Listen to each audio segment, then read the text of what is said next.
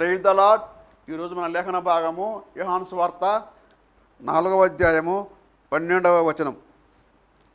తానును తన కుమారులను పశువులను ఈ బావి నీళ్లు త్రాగి మాకిచ్చిన మన తండ్రి అయిన యాకోబు కంటే నీవు గొప్పవాడవా?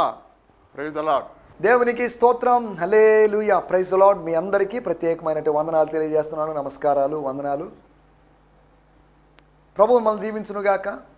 ప్రభు మిమ్మల్ని దీవించునుగాక అంటే మీకు ఉన్నటి కష్ట నష్టాలన్నీ తొలగిపోయి, శాపాలన్నీ తొలగిపోయి ఆశీర్వాదకరపు అనుభవంలోకి, బ్లెస్సింగ్ ఎక్స్పీరియన్స్లోకి రావాలి అనేటువంటి ఒక ఆశ, అది గ్రీటింగ్. అది దేవుని స్తోత్రం. మీ అమూల్యమైన సమయాన్ని మీరు ఈ మాటలు వినడానికి కేటాయించినందుకు ప్రత్యేకమైన వందనాలు తెలియజేస్తున్నాను. టైం చాలా ప్రాముఖ్యమైంది. మనం చాలా బిజీగా ఉంటాం. ఈ రోజుల్లో ప్రజలందరూ పని లేకపోయినా బిజీగా ఉన్నారు.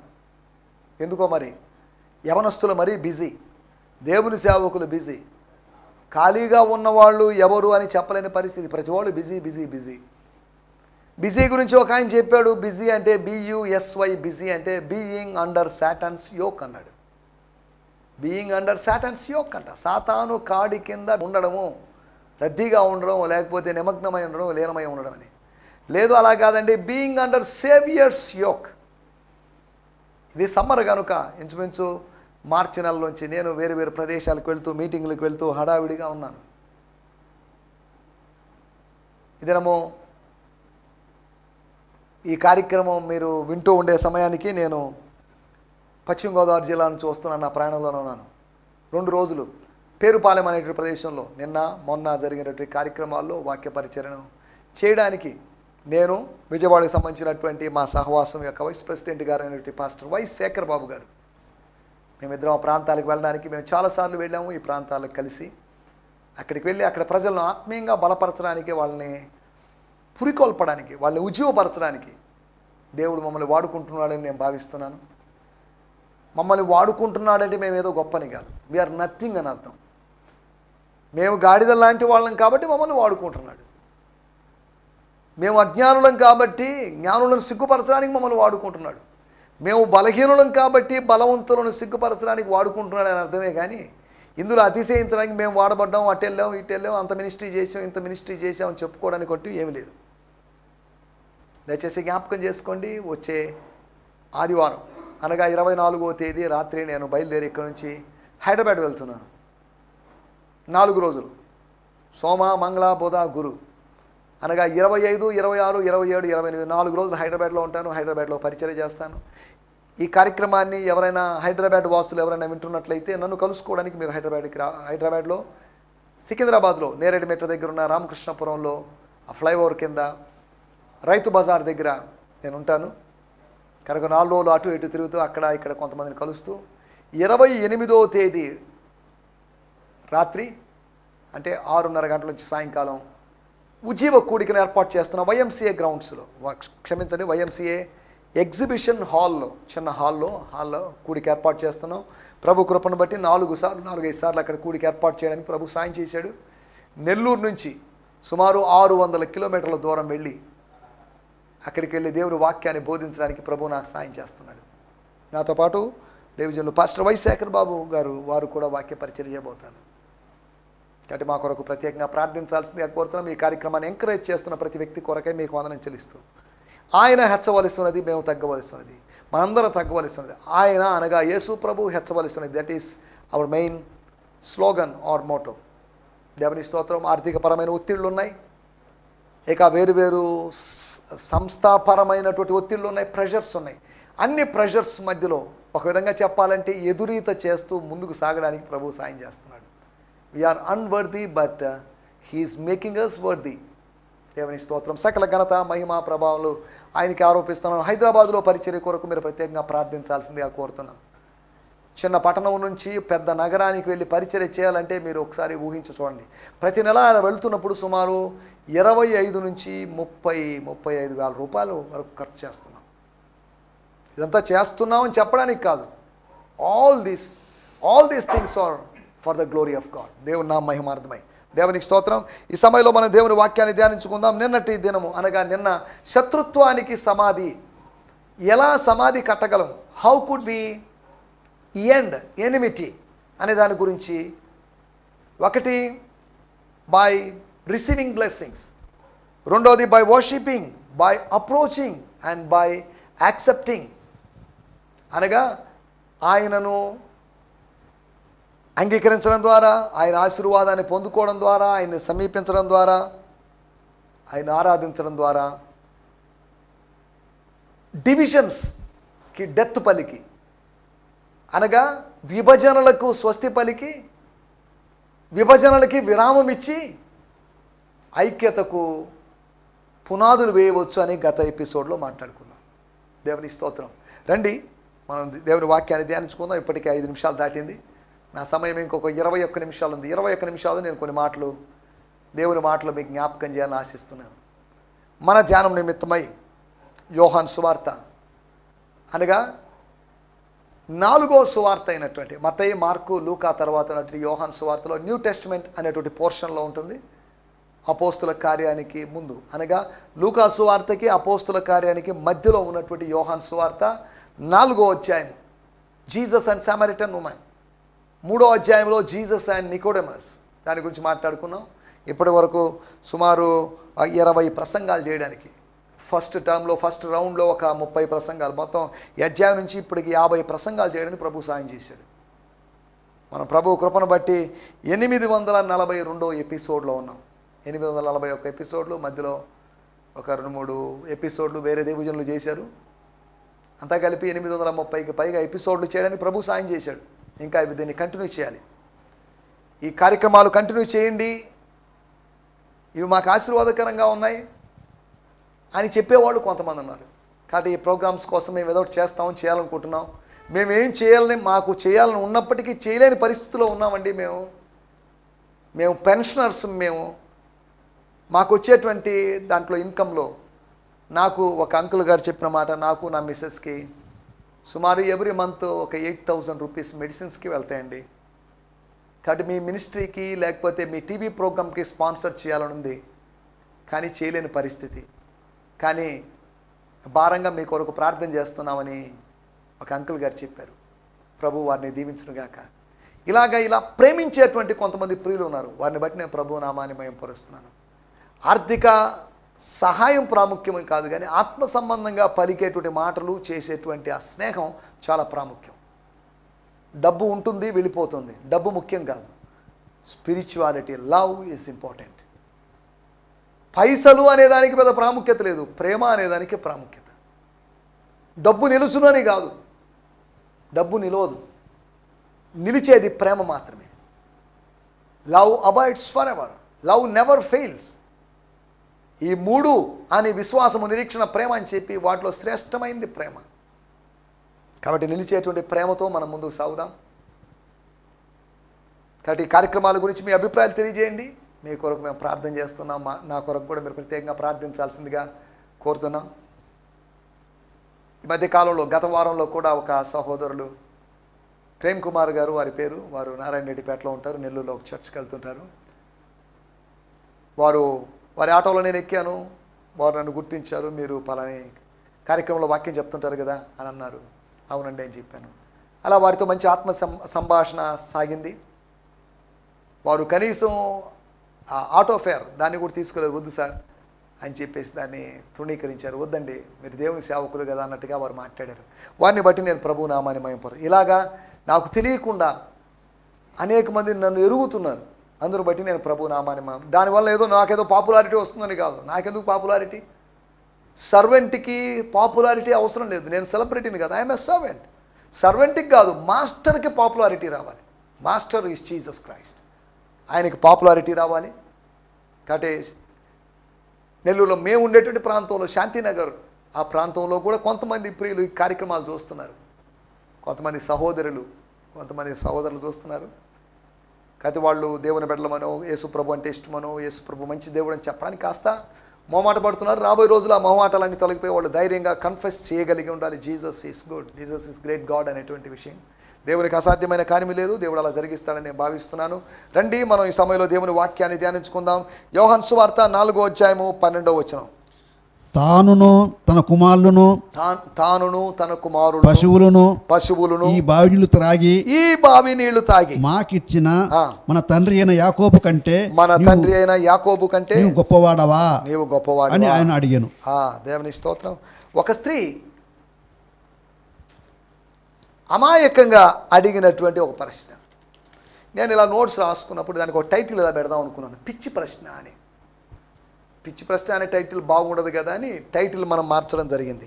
నేను చదువుతున్నాను 4వ అధ్యాయము 12వ వచనం. Do you really think that you are greater than our ancestor Jacob who dug this well and drank from it himself along with his children and life stock?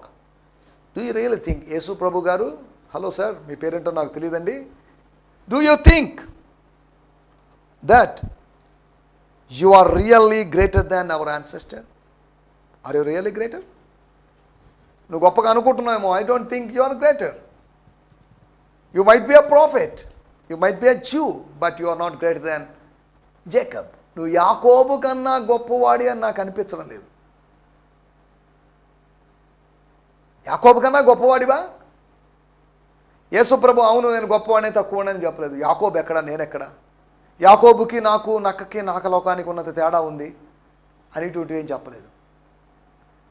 యాకోబు కన్నా తనని గొప్పవాడిగా చేసుకుని గ్లోరిఫై చెప్పలేదు.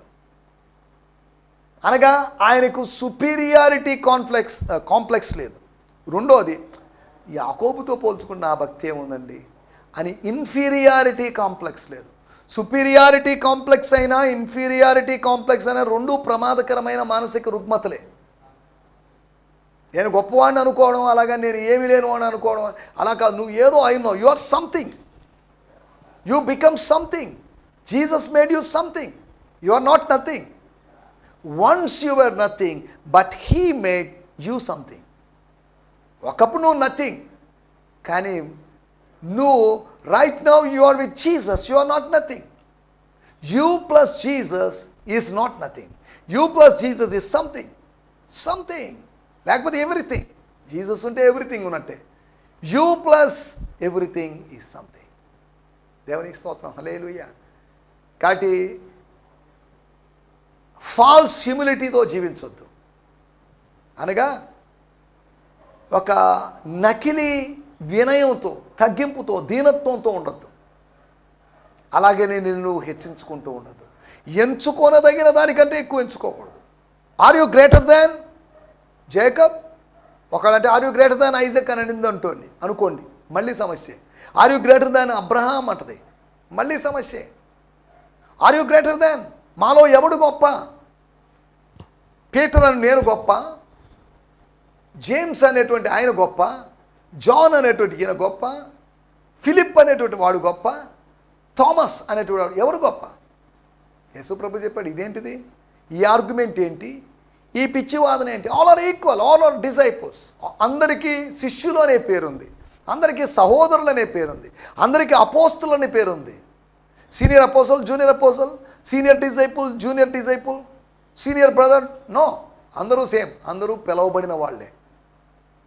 ఈ తేడాలు మర్చిపోయి మీలో ఎవడు గొప్ప అనేటువంటి వాదనకు స్వస్తి పలకండి అన్నట్టుగా ప్రభు మాట్లాడాడు. సరే, మనం దాంట్లోకి అనడం లేదు.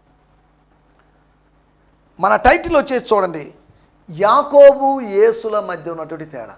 There is difference between Jacob and Jesus. ఏంటి ఆ తేడాలు? ఒక 4 తేడాలు మనం ఆలోచించబోతున్నాం. We are going to study the 4 differences between Jacob and Jesus. 4 ఏంది, బోల్డ్ ఉన్నాయి, కానీ మనం 4 మాత్రమే ఆలోచిస్తున్నాం, 4 మాత్రమే ఆలోచిస్తున్నాం. 4 తేడాలు, 4 కాదు 400 తేడాలు ఉన్నాయి. Jacob was a ordinary man. Jesus is God man. ఆయన మానవుడు, ఈయన దేవ మానవుడు. ఆదికాండం 49వ అధ్యాయంలో మాత్రమే ఆయనకు దేవత్వం కనిపించింది.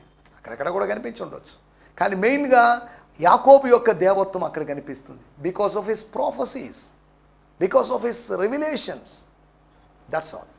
కానీ యేసు యొక్క దేవత్వం సువార్తల ఆరంభము నుంచి సువార్తల అంతం వరకు, అనగా ఆయన యొక్క పరిచర్య ఆరంభం నుంచి ఆయన ఆరోహణం వరకు జరిగిన సంఘటనలన్నింటిలో కూడా we could see divinity in every aspect of Jesus life.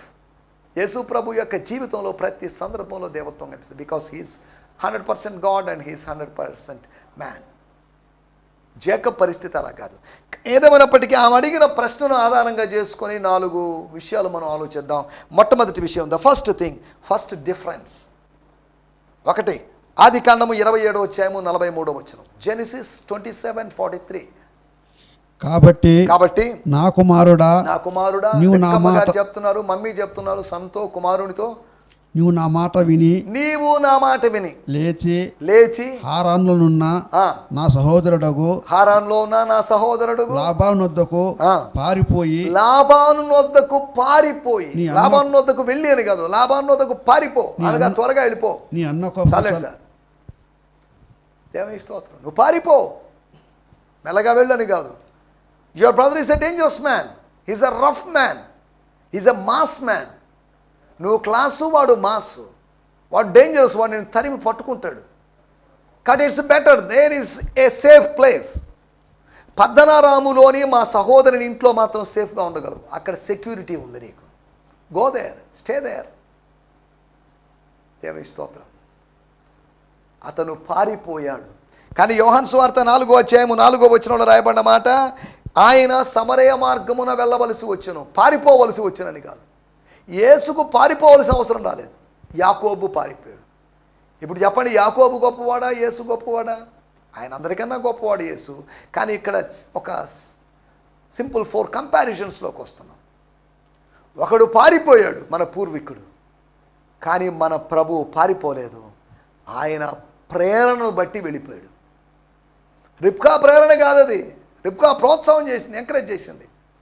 నీకేమవుతుందో నేను చూస్తాను, మన ఇద్దరం కలిసి వెళ్దాం, నువ్వు నేను వెళ్దాం, నీ వెనకాల నేను భద్రపరుస్తాను, నీకు నేను ప్రొటెక్షన్గా ఉంటాను, మీ అన్న చేతిలోంచి నిన్ను కాపాడుతానని హామీ ఇవ్వలేకపోయింది రిబ్కా. చూడండి, తల్లిదండ్రులో లేకపోతే బంధువులో మన ప్రాణాన్ని గురించి హామీ ఇవ్వలేరు. చెప్పేది సలహా ఇచ్చింది, మీ మామగారి ఇంటికి వెళ్ళు, మీ మేనమామ గారి ఇంటికి వెళ్ళు, అక్కడ సేఫ్గా ఉండదు. 20 సంవత్సరాలు మాత్రమే అక్కడ ఉండగలిగాడు, మళ్ళీ అక్కడి నుంచి తిరిగి వచ్చాడు, అది వేరే విషయం. మనం ఆలోచిస్తున్న మొట్టమొదటి విషయం, 1 యాకోబు పారిపోయాడు, కానీ యేసు వెళ్ళాడు. వెళ్ళడం రాయల్గా ఉంది, పారిపోవడం టిమిడ్గా ఉంది, పిరికివాడి లక్షణం. పారిపోయాడు. చూడండి, పరిచయులకు భయపడి పారిపోయాడని కాదు, భయపడ్డాడని కాదు, పరిచయులు తెలుసుకొని తన శిష్యులు బాప్తిజం ఇస్తున్నారని లేనిపోని కన్ఫ్యూషన్ ఎందుకు, నా శిష్యుల యొక్క భద్రత కోసం, తన సొంత ప్రాణ రక్షణ కోసం యాకోబు పారిపోతే, తన శిష్యుల యొక్క ప్రాణం కోసం ఆయన వెళ్ళిపోయాడు అక్కడి నుంచి. It is better. కొన్ని రోజులు మనం గ్యాప్ వస్తే బాగుంటుంది, కొన్ని రోజులు దూరంగా ఉంటే బాగుండని వైజ్గా, తెలివిగా, సొలొమోను కన్నా జ్ఞానము కలిగిన వాడైనటువంటి యేసు వేసిన అడుగులు మనం ఆలోచించాలి. రెండో విషయాన్ని నేను మీకు జ్ఞాపకం చేస్తాను. ఆదికాండము 29వ అధ్యాయము 9వ వచనం. జెనసిస్ 29:9.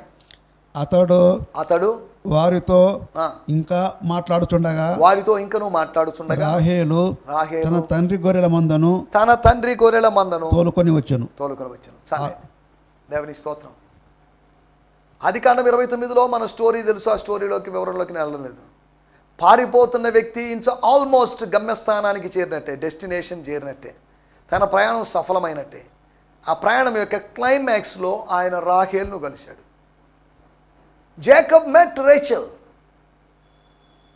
కానీ యేసు మనం గమనిస్తే యోహాను సువార్త 4వ అధ్యాయం 30వ వచనంలో ఆయన సమరయులను కలిశాడు. He met many Rachels. Ancient Jacob met 1 Rachel, but Jesus Christ spiritually met many Rachels. రాహేలు లాంటి వారిని, ఒక ఊరిని కలిశాడు. యాకోబు ఒక వ్యక్తిని కలిస్తే, ఒక స్త్రీని కలిస్తే, ఒక అందమైన స్త్రీని కలిస్తే, యేసు ప్రభు ఒక ఊరిని, he met the village, all the villagers, all the peoples of the village. ఒకరిని కలిశాడు, ఒకరిని కలిశాడు. ఇక్కడ ఒక వ్యక్తి 12 మందితో సహా వచ్చి ఊరోళ్ళందరినీ కలుసుకున్నాడు, ఊరి పెద్దల్ని, ప్రజలందరినీ కలుసుకున్నాడు. ఇప్పుడు చెప్పండి, was Jesus not greater than Jacob? యాకోబు కన్నా గొప్పవాడు కాదా? యాకోబుతో ఈక్వలేనా? యాకోబు కన్నా తక్కువ కానే కాదు, సమానం కాదు, తక్కువ కాదు, ఎక్కువే. దేవుని స్తోత్రం. మొట్టమొదటి విషయము యాకోబు పారిపోయాడు, యేసు వెళ్ళిపోయాడు. రెండో విషయం మనం ఆలోచిస్తున్నటువంటి ఆ తేడాలు, వాడిద్దరి మధ్యలో ఉన్నటువంటి వ్యత్యాసాలు మనం ఆలోచిస్తే అది ఏంటి అంటే, స్తోత్రం, ఆయన రాహేలును కలుసుకున్నాడు. మత్తయి సువార్త 2వ అధ్యాయంలో రాహేలు అంగలారుస్తుంది లేకపోతే ఏడుస్తుంది అనే సంగతి.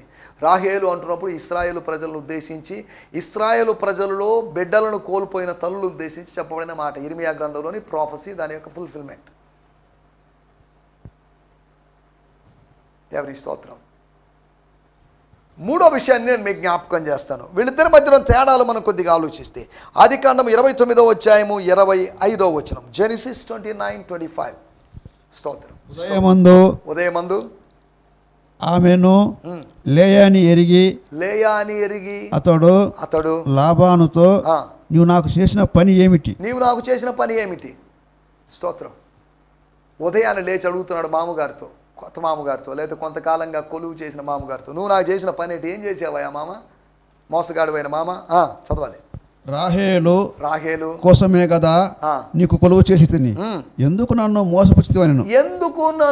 మోసపుచ్చితివి? Jacob was deceived.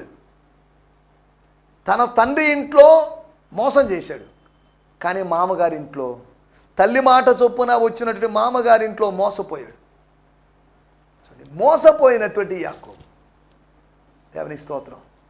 కానీ యోహాను సువార్త 4వ అధ్యాయంలో మనం గమనిస్తే 21వ వచనంలో మతము యొక్క మోసంలో నుంచి, ఆరాధన మోసములో నుంచి, డినామినేషన్ యొక్క మోసములో నుంచి యేసు ప్రజల్ని తప్పించాడు.